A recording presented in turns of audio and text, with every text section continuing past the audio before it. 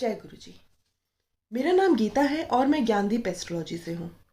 आज का जो मेरा विषय है वो है विष्णु सहस्त्रनाम के 108 श्लोक। हम इस 108 श्लोक का किस तरह से बेनिफिट उठा सकते हैं, आज मैं इसके बारे में थोड़ा सा वर्णन करूँगी। देखिए, कई लोग आर्थिक परेशानियों से जूझ रहे हैं, कई लोगों में कॉन्फिडेंस लेवल की कमी है और कुछ लोग बीमारियों से ग्रस्त हैं।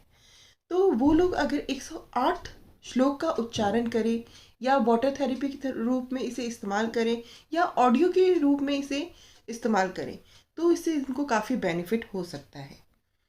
अब मैं एक और चीज़ बताना चाहूँगी कि हम विष्णु सहस्त्रनाम को एस्ट्रोलॉजी से कैसे कनेक्ट करते हैं।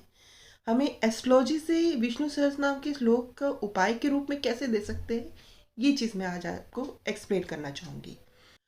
देखिए, हमारी एस्ट्रोलॉजी में कहा जाता है कि 9 प्लैनेट होते हैं, 27 नक्षत्र होते हैं और हर नक्षत्र के 4 चरण होते हैं, यानी कि 27 गुना 4 108 हो गए।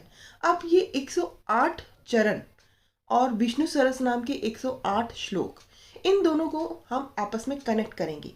मतलब कि हर चरण का एक श्लोक होगा, यानी कि पहले चरण का पहला श्लोक, दूसरे चरण का दूसरा श्लोक, तीसरे चरण का तीसरा श्लोक, चौथे चरण का चौथा श्लोक।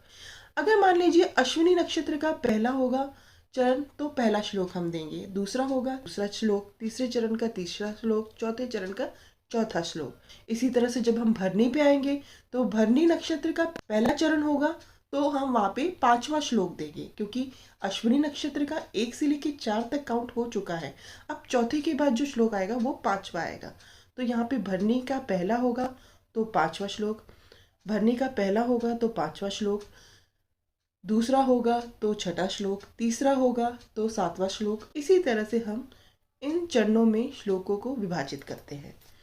अब जब ये चरणों के अकॉर्डिंगली श्लोक हमें पता चल चुके हैं तो क्या हम इसे एस्ट्रोलॉजी में यूज़ कर सकते हैं? जी बिल्कुल, हम इसे यूज़ कर सकते हैं।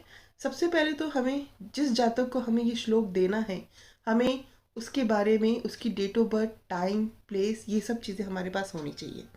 अब यहाँ पे देखिए कि उसका चंद्रमा किस नक्षत्र में है। चंद्रमा जिस नक्षत्र में है उस नक्षत्र के अकॉर्डिंगली, वो जिस चरण में है उसके अकॉर्डिंगली हम उसे श्लोक दे सकते हैं। यहाँ पे हम एक और चीज़ कर सकते हैं, जैसे कि महादशा अंतरदशा। जो महादशा अंतरदशा चल रही है और ये नेगेटिव रिजल्ट दे रही है, तो यहाँ पे हम महादशा जो भी प्लैनेट, जो भी ग्रह का है, उसका हम नक्षत्र देख लेंगे और वो कौन से चरण में है, उसके अकॉर्डिंगली हम उसे श्लोक का जाप करने के लिए रेगुलर बेसिस पे कह सकते हैं। अगर वो उसे सच्चे दिल से रेगुलर बेसिस पे करेगा तो उसको बहुत अच्छा बेनिफिट मिलेगा। उम्मीद है आज का जो टॉपिक है वो आपको क्लियर हुआ होगा और आप इसी तरह की जानकारी आगे पाने के लिए मेरा चैनल लाइक एंड सब्सक्राइब करिएगा। Thank you.